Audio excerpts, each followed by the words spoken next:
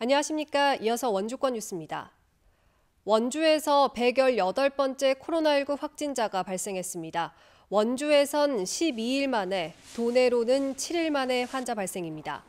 원주시 부론면에 사는 74살 남성으로 기침과 발열, 인후통 등의 증상이 있어 지난 19일 원주의료원의 응급실을 찾았고 오늘 양성 판정을 받았습니다. 부인에 대한 진단 검사가 진행 중이고 원주시는 감염 경로와 동선에 대한 역학조사를 벌이고 있습니다. 지난 14일 횡성에서 확진자가 나온 지 일주일 만에 환자가 발생하면서 강원도의 누적 확진자 수는 218명으로 늘었습니다. 원주를 제외한 지역의 교내 밀집도 최소화 조치가 오늘부터 완화됐습니다. 춘천과 강릉, 속초 등 5개 지역의 동지역은 등교 인원이 기존 3분의 1에서 3분의 2로 늘었고 읍면 지역은 300명 미만 학교가 모두 전교생 등교에 들어갔습니다. 다만 원주 지역은 유치원과 초중학교는 3분의 1, 고등학교 3분의 2의 최소화 조치가 다음 달 11일까지 이어집니다. 코로나19 지역 확산세에 문을 닫았던 원주 지역 어린이집이 오늘부터 다시 정상 운영에 들어갔습니다. 원주시는 275개 어린이집에 대한 휴원 조치를 한 달 만인 오늘자로 해제했으며 오는 27일까지는 사회적 거리 두기가 이어지는 만큼 특별 활동이나 외부 강사 수업을 자제할 것을 당부했습니다. 한편 감염 우려로 가정에서 돌봄을 계속하는 경우에도 출석이 인정돼 어린이집 보육료가 지원됩니다. 민주당 이광재 의원실의 보좌관 2명이 지난 14일에 접촉했던 금융계 인사가 코로나19에 확진됐지만 보좌관 2명은 진단검사 결과 오늘 음성 판정이 나왔습니다. 이에 따라 이광재 의원은 물론 지난 17일에 기자간담회에 동석했던 송기현, 허영 의원 등은 자제해온 대외 활동을 다시 시작합니다.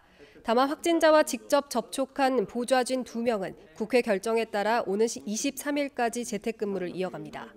한편 오늘로 예정됐다 취소된 강원도와 강원도 국회의원 협의회의 예산 정책 간담회 일정은 조만간 다시 잡힐 것으로 예상됩니다.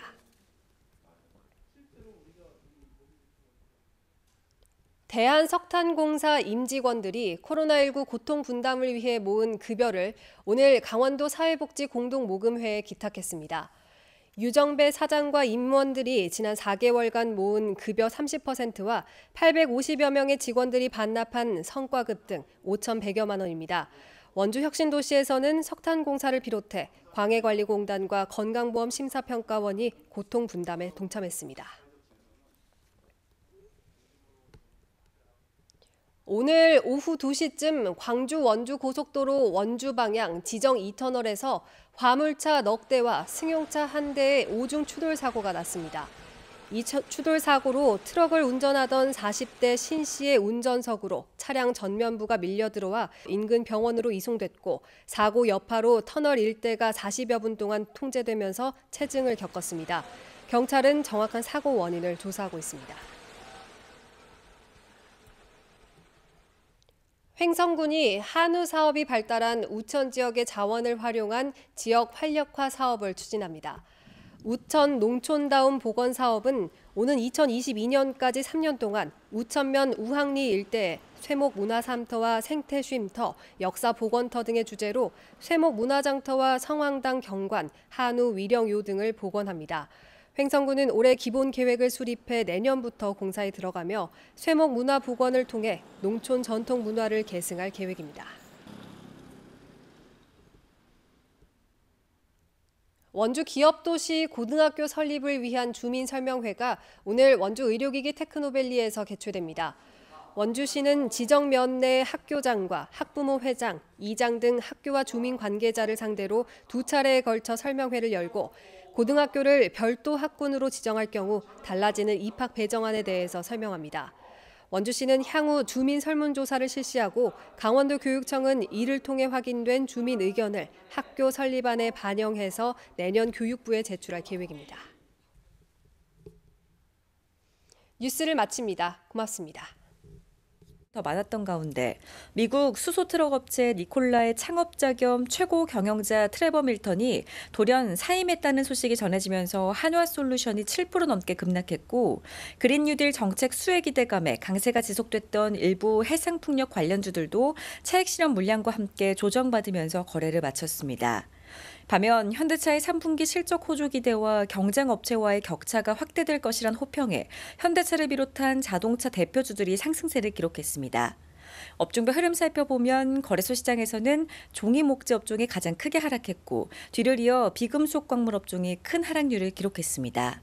오늘 원달러 환율은 2.3원 내린 1,158원으로 거래를 마쳤습니다. 지금까지 삼성증권이었습니다. 간밤에 강원도 용평 산간 지역에서는 올가을 첫 서리가 내릴 정도로 공기가 무척 차가웠습니다. 이제는 아침 저녁으로 무척 서늘해지는 공기에 가을이 더욱 깊어짐이 느껴지시죠? 해가 지는 퇴근길 무렵에도 금세 서늘함이 감도겠고요.